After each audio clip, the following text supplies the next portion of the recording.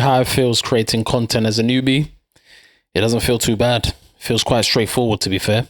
Being able to create content, being able to try, making that first step is always sometimes a lot of people's issue. But I think for me, when I decided to do it, it was in June 2025. And I said, I might as well. I consume content a lot. I've been seeing content for God knows how long. So it got to a point where I decided, let me buy a camera, buy a mic.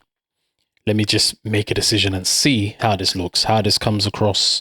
And if I'm coming across in the way I know how to come across, my normal self sort of thing. So I think it's important that that's where, you can at least make a start. Once you know that you've got something to say, you've got some perspective, and you've got a reason as to why.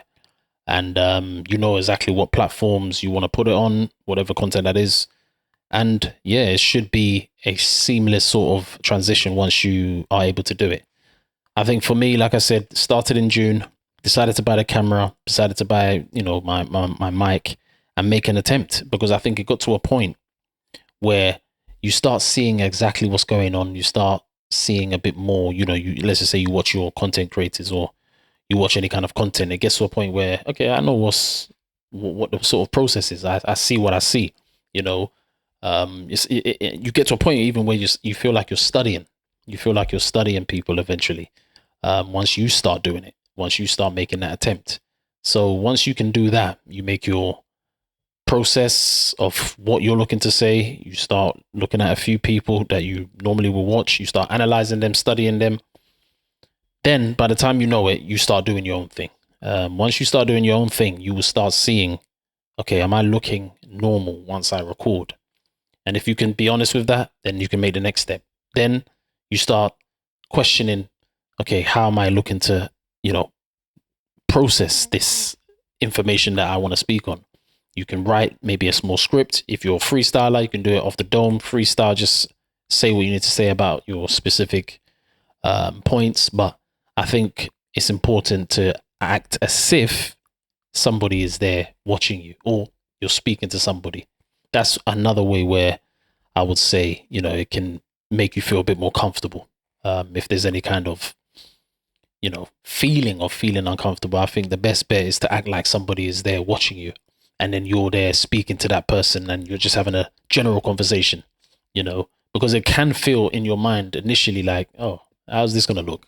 I'm going to be talking to the camera. Am I going to come across too performative, And if you start looking like that in the camera or once you record, yeah, you might want to change that. But trying to make yourself as comfortable by thinking and acting like somebody's there is another is a strategy I think that can be a good one as well. But speaking to the camera in general, once you start doing it, it's a simple thing. It's a simple thing. Once you start doing it over and over, you start looking at yourself on the camera, and then you pick the best take. You pick the best take generally. You look at it and be like, yeah, that's you. You will know yourself. You will know that's me. And then you look at other areas of, certain things, depending on the content, you say, that's not me. So be honest with yourself and you should be fine. If you're looking at any kind of content, I would say just being able to do what it is you want to do and how you want to do it, and you should be fine.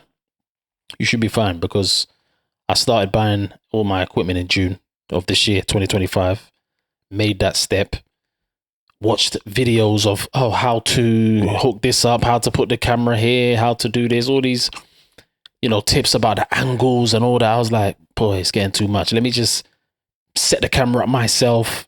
Let me just put the light where I need to put it. Let me just get what I need to get and just do it myself, because it gets to a point where it's like, okay, I can only listen to so much how-tos before you have to make that step and try it. And if you've always had an opinion, for example, or you've always had that kind of understanding about, what you see in the world, then what better way to come out and do it on these social media platforms? And that's exactly what I did. I just said, yeah, it's time. The amount of people I see recording, saying their piece, I have to say mine because, hey, you've got something to say, And it doesn't mean that I'm forcing it down people's throats. It's just something that at the end of the day, it's important to jump on the content creation, wave if you've got something to say. So that's where I'm at with it. It's important. It's gonna be interesting, and yeah, we're gonna have some moments where you know things will be said.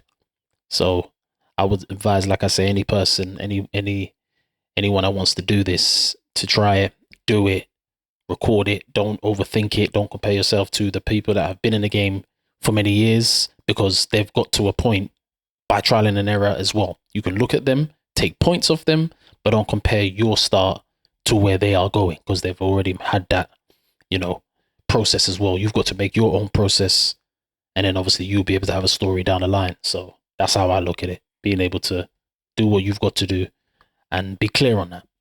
So that's how I would look at it. But in a nutshell, it's comfortable only when you put in a few trial and error recordings, and obviously then make that start.